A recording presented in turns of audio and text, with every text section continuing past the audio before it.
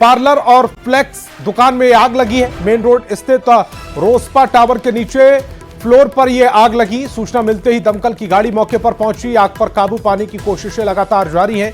Lower बाजार थाना क्षेत्र का यह पूरा मामला बताया जा रहा है। ओम प्रकाश हमारे संवाददाता ज्यादा जानकारी के साथ फोन लाइन पर जुड़ रहे हैं। ओम प्रकाश, ये आग कैसे लगी? अब तक कोई जानकारी हाथ लगी है? कितना नुकसान हुआ है?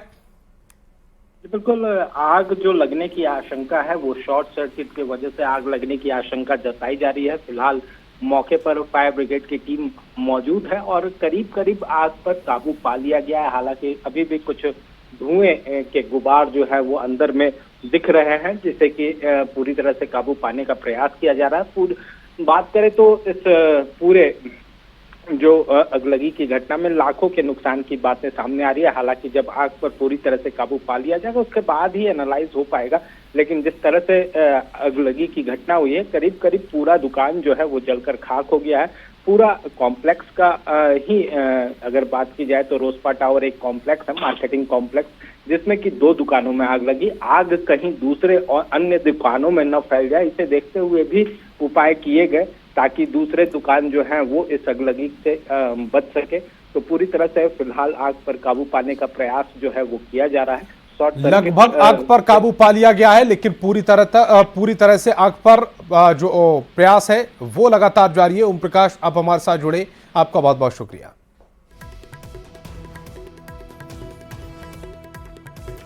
और खबर जमशेदपुर से, जहां सुंदरनगर में एक बड़ा हादसा होने से बचा है। करीम तालाब के पास टाटानगर चक्रधरपुर रेल रूट पर तेज आंधी और बारिश के बीच एक पेड़ ठनका गिरा, जिसके बाद पेड़ की डाल टूटकर रेलवे ट्रैक पर जा गिरी। इस वजह से वहां से गुजर रही पैसेंजर ट्रेन को इमरजेंसी ब्रेक लगाकर रोकना पड़ा है।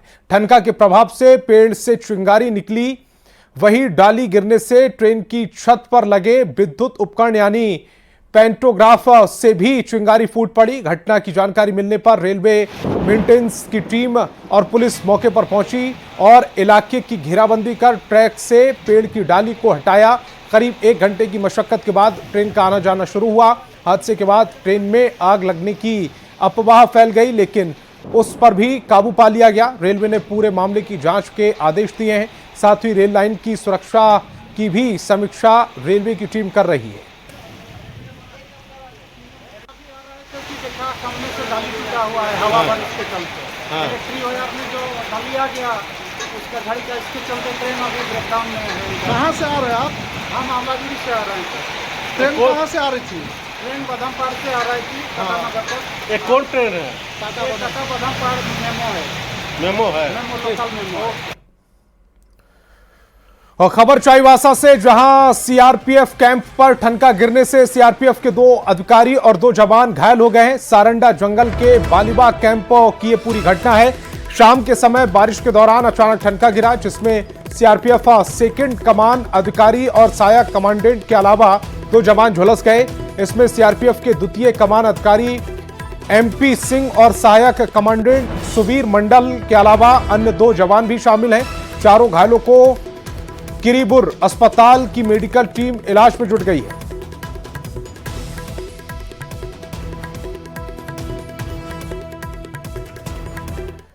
खबर रांची से, जहां अवैध बालू से लदे ट्रकों के काफिले की तस्वीर अब आम हो गई है। शाम ढलते ही रात के अंधेरे में अवैध बालू ढुलाई का खेल हर रोज होता है। तस्वीरों में जामुदाग बुंडू होते हुए रांची की ओर जा रहे ट्रकों का काफिला देखा जा सकता है।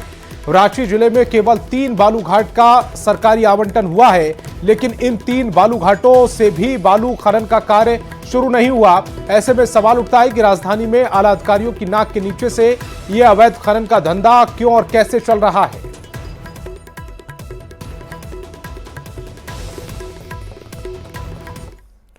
लातेहार से बड़ी खबर मिल रही है। रेलवे कंस्ट्रक्शन साइट पर गोलीबारी हुई। गैंगस्टर राहुल सिंह ने गोलीबारी की है। लेवी की खातिर रेलवे ओवरब्रिज निर्माण साइट पर यह हमला किया गया। 2 बाइक सवार अपराधियों ने साइट पर पहुंचकर यह गोलीबारी की है। मौके पर पहुंची पुलिस की टीम अब पूरे मामले की जांच कर रही है। घटनास्थल से खोखा भी बरामद हुआ है। सदर थाना क्षेत्र के रेलवे फाटक के पास की यह पूरी घटना बताई जा रही है। न्यूर का जूता का फीता बांध रहे थे। इसके बाद उन लोग मैंने कि इसी जगह मैंने किया फायरिंग किया और फिर वापस लिया।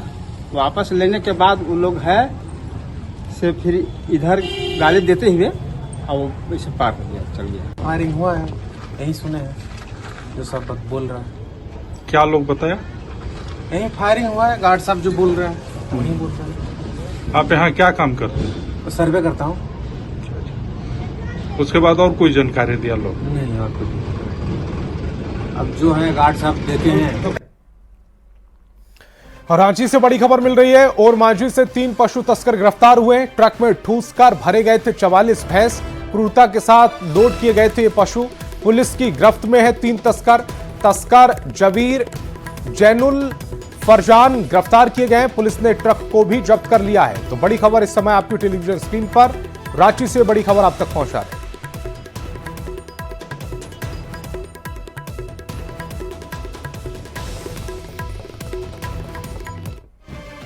चतरा से बड़ी खबर मिल रही है। गिद्धौर थाना पुलिस को बड़ी कामयाबी मिली है। ब्राउन शुगर के साथ 2 तस्करों को गिरफ्तार किया गया। 20 लाख का यह ब्राउन शुगर बताया जा रहा है। गिद्धौर और सलगा गांव के हैं दोनों आरोपी। बाइक, स्कूटी और 2 मोबाइल जब्त किए गए हैं। खूंटी से अफीम लाकर जंगल में बनाते थे ब्राउन शुगर। अन्य जिलों और राज्यों में ये सप्लाई करते थे। 11 तस्करों पर NDPS एक्ट के तहत केस दर्ज कर लिया गया है। अन्य आरोपियों की तलाश में पुलिस जुटी हुई है।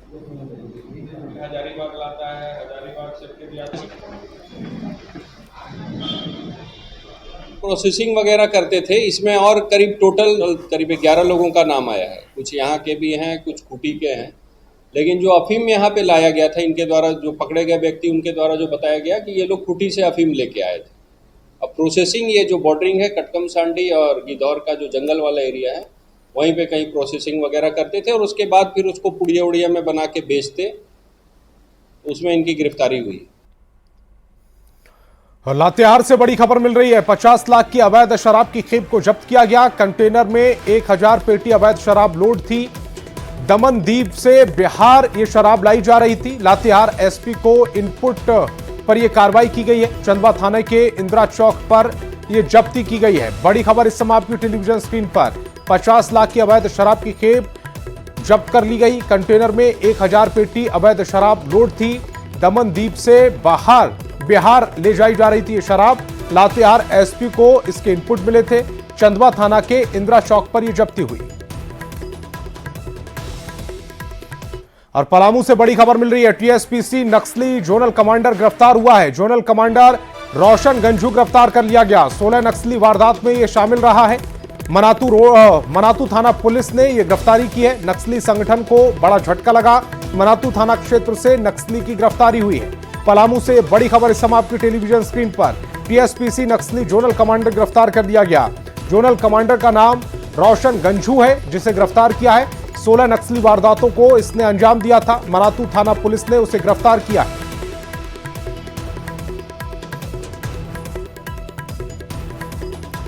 तो टीएसपीसी नक्सली जोनल कमांडर था, जिसे गिरफ्तार कर लिया गया है। जोनल कमांडर रोशन गंजू इसका नाम है, जिसे गिरफ्तार किया है। बताया जा रहा है कि 16 नक्सली वारदातों में यह शामिल रहा है। मनातू थाना पुलिस ने इसे गिरफ्तार किया है। पलामू से बड़ी खबर इस समय आपकी टेलीविजन स्क्रीन पर। और जेएससीए चुनाव से जुड़ी एक बड़ी खबर आप तक पहुंचा रहे हैं। जेएससीए चुनाव को लेकर मणिपुर के डीजीपी राजीव कुमार ने अपना पक्ष रखा है। राजीव कुमार ने कहा कि वे कई महीनों के बाद निजी यात्रा पर झारखंड आए। उन्होंने क्रिकेट संघ के चुनाव में किसी खास उम्मीदवार का समर्थन करने से इनकार किया। उन्होंने कहा कि वे जेएससीए के सदस्य हैं और सदस्य होने के नाते ही वोटिंग प्रक्रिया में हिस्सा लेंगे। उन्होंने वोटिंग को लेकर चल रही खबरों को भ्रामक बताया।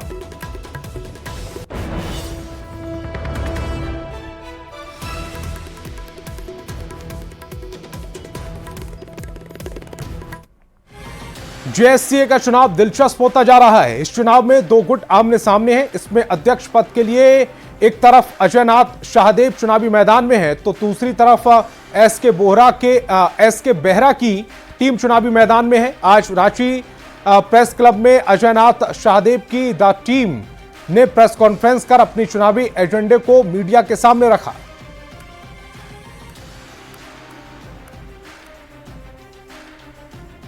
लोग फ्रॉम डे 1 क्लियर रखना चाहते हैं कि सिर्फ और सिर्फ क्रिकेट ही मैटर करता है। और इसके साथ साथ क्रिकेट के साथ में क्रिकेट स्मूथली चले, इसके लिए जो बाकी एडमिनिस्ट्रेटिव चीजें होते हैं, तो इसलिए आप देखेंगे कि जो हमारे उम्मीदवार भी हैं उनमें क्रिकेटर्स भी हैं।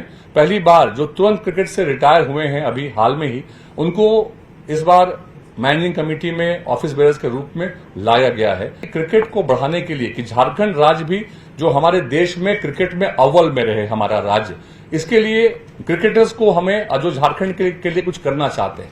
अगर झारखंड ने सौरभ तिवारी को, शहबाज नदीम को एक पहचान दी है तो वो क्रिकेट को वापस कुछ करना चाहते हैं, अपने राज्य के लिए कुछ करना चाहते हैं, तो ये एक अच्छा मौका है। प्लेटफॉर्म हो क्रिकेट के लिए, जो इंफ्रास्ट्रक्चर होना चाहिए जेएससीए में, वो सबको हम लोग बढ़ाएं। बिकॉज अगर आप देखेंगे कि बहुत सारे स्टेट हैं जहां पर प्रीमियर लीग होते हैं, जैसे बंगाल प्रीमियर लीग हो गया, Madhya Pradesh premiere league, almost सभी स्टेट कर रहे हैं और वहां से बहुत ऐसे प्लेयर है जो कि आईपीएल खेल रहे हैं। हमारा मेन टारगेट वो भी रहेगा कि जेपीएल कराना। और अभी आप देखिए हमारे पास एक स्टेडियम है, तो टारगेट हम लोग का ये भी रहेगा कि एटलीस्ट एक या दो ग्राउंड जरूर बनना चाहिए। हम क्रिकेट का भी डेवलपमेंट होना चाहिए कि वुमेन्स क्रिकेट अभी वर्ल्ड क्रिकेट में हर जगह लोग देखते हैं, समझते हैं।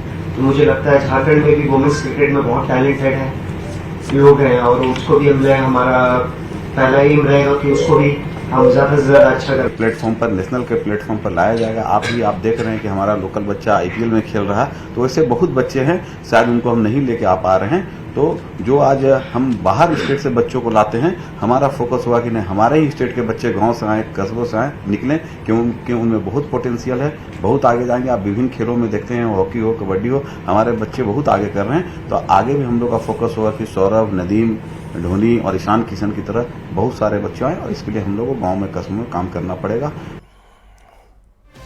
जीएससी के चुनाव में सचिव पद के उम्मीदवार सौरभ तिवारी और संयुक्त सचिव पद के उम्मीदवार शहबाज नदीम से खास बातचीत की संवाददाता संजय सिन्हा ने।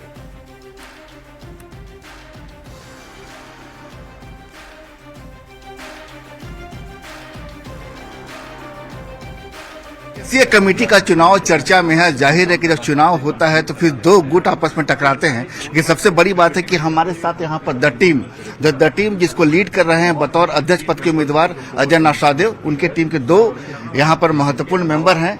एक सौरभ जो तिवारी है, सौरभ तिवारी आपको सीधे हैं आपको सचिव पद के लिए। जी, मैं सचिव पद के लिए। और हमारे साझा जो शहबाज नदीम है, ये ज्वाइंट सेक्रेटरी पद के लिए। मुझे लगता है कि फर्स्ट टाइम हुआ होगा झारखंड में कोई इंटरनेशनल प्लेयर आपका उम्मीदवार खड़ा हुआ है और हम लोग का टारगेट भी यही है कि फैसिलिटी प्रोवाइड कराना।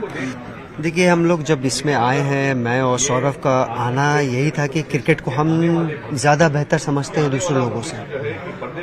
तो जो हमारा एजेंडा ये है कि क्रिकेट को जब हम ज्यादा अच्छा समझते हैं और लास्ट ईयर तक हम लोग खेलते आए हैं, तो हमें लगता है हमने वर्ल्ड क्रिकेट और इंडियन क्रिकेट में हर जगह जाके खेला है और हर जगह का इंफ्रास्ट्रक्चर देखा है। और जो भी सक्सेसफुल स्टेट्स हैं या सक्सेसफुल कंट्री है जहां क्रिकेट कैसे चल रहा है, वो हम दोनों से ज़्यादा आइडिया मुझे नहीं लगता फिलहाल अभी किसी को होगा झारखंड में एज ए क्रिकेटर। तो मुझे लगता है वो जो आइडियाज़ हैं वो लेके अगर हम आएंगे और उसको हम अगर हम चुन के आते हैं तो हम 100% उस आइडियाज़ जो है उसको सही में पूरा करना चाहेंगे। हमें सपोर्ट मिला, हमें अपनी टीमों का सपोर्ट मिला, हमें बोला गया और हमें। आपको किन्हीं का इन्फ्लुएंस है? नहीं, हमें किसी का नहीं। आप एक चीज खुद सोचिए ना कि 35 ईयर्स में एज है, 25 साल उसमें से मैं सिर्फ झारखंड के लिए क्रिकेट खेला हूँ। तो मैं क्रिकेट में अगर हम लोग क्रिकेट में अगर आ रहे हैं तो क्रिकेट के लिए भी अच्छा चीज़ है। बट आप एक चीज़ ये भी सोचिए कि जो अगेंस्ट में आप जिनका बात कर रहे हैं, आप मुझे नहीं लगता कि मैंने तो कभी नहीं देखा, किन्हीं ने भी देखा हो तो बहुत बड़ा चीज़ है। देखिए सर, वोट तो सबका अधिकार है मांगना, मेरा भी अधिकार है और सब लोग चाहते हैं। और जितने भी लोग बड़े बड़े आप जो बड़े ऑफिसर्स हैं या जो भी हैं, सारे मेंबर्स हैं जेएससी के। ऐसा नहीं कि ये बाहर के लोग हैं, ये सारे मेंबर्स हैं और ये क्रिकेट से जुड़े हुए हैं इतने सालों से। तो अगर उनको लग रहा है कि नदीम और सौरभ और इस टीम के, खासकर इस टीम के आने से अगर अच्छा होगा क्रिकेट का, क्योंकि क्रिकेटर इसमें इन्वॉल्व है और क्रिकेटर ज़्यादा अच्छे से समझ सकते हैं, तो अगर वो हमारे लिए मांग रहे हैं या दूसरे टीम के लिए भी मांग रहे हैं तो मुझे लगता है इसमें कोई बुराई नहीं है। मुझे लगता है उम्मीद तो काफ़ी है। देखिए, दो पूर्व अंतर्राष्ट्रीय खिलाड़ी इस बार चुनावी मैदान में, जेएससी के चुनावी मैदान में, दोनों ये कह रहे हैं कि जाहिर है हमने क्रिकेट खेली है, हमने क्रिकेट को समझा है, अब क्रिकेट को वक्त देने का समय आया है। लेकिन वोटर का भरोसा कितना जीत पाएंगे, क्योंकि चुनाव अलग है, ये चुनावी पिच है, क्रिकेट की पिच नहीं है। और ऐसे में भरोसा कितना जीत पाएंगे ये वास्तव में बाद में पता चलेगा।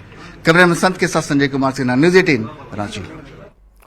और पूर्व मुख्यमंत्री अर्जुन मुंडा चाईबासा पहुंचे और ग्रामीण मुंडा की हत्या के आरोपी को जल्दी से जल्दी गिरफ्तारी करने की उनकी मांग रही और ऐसी घटनाओं पर रोक लगाने के लिए सरकार से गंभीर होने की भी उन्होंने अपील की। एक गांव के परंपरागत व्यवस्था के मुखिया, जिसको गांव के मुंडा कहते हैं, उनकी हत्या पिछले दिनों हुई है। अभी तक प्रशासन ने इस मामले पर हत्या के कारणों के बारे में नहीं पहुंच पाई है कि क्या कारण है और कौन है।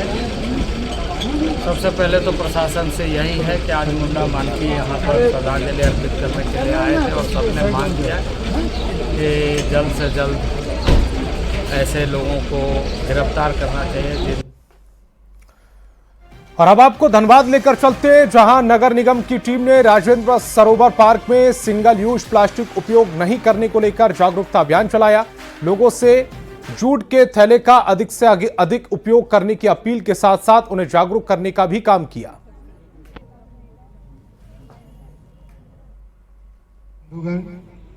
और यहाँ उपस्थित आज शहर में सिंगल यूज प्लास्टिक को पूर्ण तरह से बैन कर दिया जाएगा और आज इसकी पहल हुई है। आज इस जो राजेंद्र सरोवर में हम लोगों ने इस कैंपस को प्लास्टिक मुक्त कैंपस करने का निर्णय लिया। और राज्यपाल संतोष गंगवार ने चाईबासा में स्वतंत्रता सेनानी चानकू महतो की प्रतिमा का अनावरण किया। राज्यपाल ने वीर शहीद के साहस और बलिदान को नमन किया, साथ ही उनकी प्रतिमा से आने वाली पीढ़ियों को देशभक्ति की प्रेरणा मिलने की भी बात कही।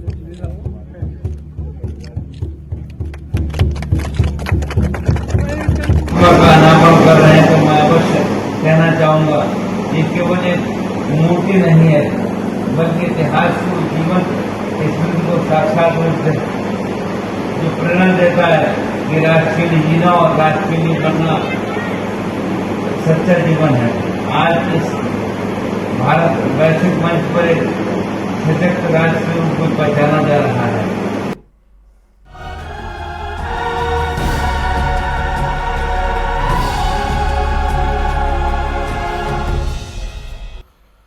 और ऑपरेशन सिंदूर की सफलता के बाद धनबाद में तिरंगा यात्रा निकाली गई। कंबाइंड बिल्डिंग चौक से रणधीर वर्मा चौक तक ये यात्रा निकाली गई, जिसमें सांसद ढुल्लू महतो, बाघमारा विधायक शत्रुघ्न महतो, धनबाद विधायक ब्राज सिन्हा, चरिया विधायक प्राग्नि सिंह के अलावा बीजेपी के ग्रामीण और शहरी जिला अध्यक्ष समेत पूर्व सैनिक और सैकड़ों की संख्या में बीजेपी कार्यकर्ता शामिल हुए।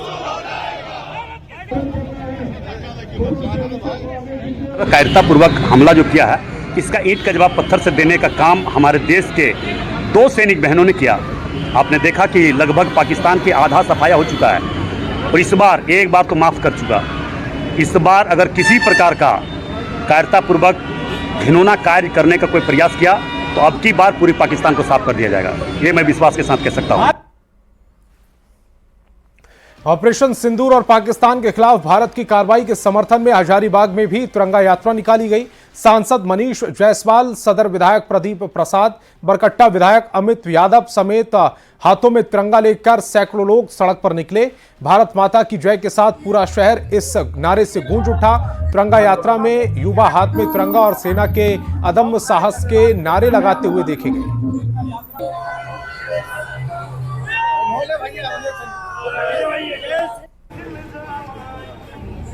बदले लेने की जो हमारी कमिटमेंट था, संकल्प था नरसंहार का, आतंकवादियों को दंडित करने का, वो पूरा हुआ। प्रधानमंत्री नरेंद्र भाई मोदी के नेतृत्व में भारतीय सेना ने जो पराक्रम दिखाया है, जो प्रभावकारी एक्शन किया है, उसके लिए हम उनका अभिनंदन करने के लिए निकले हैं।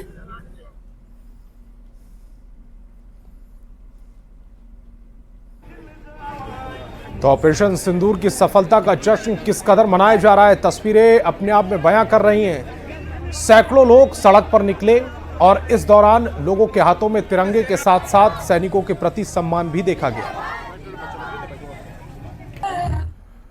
तो इस बुलेटिन में फिलहाल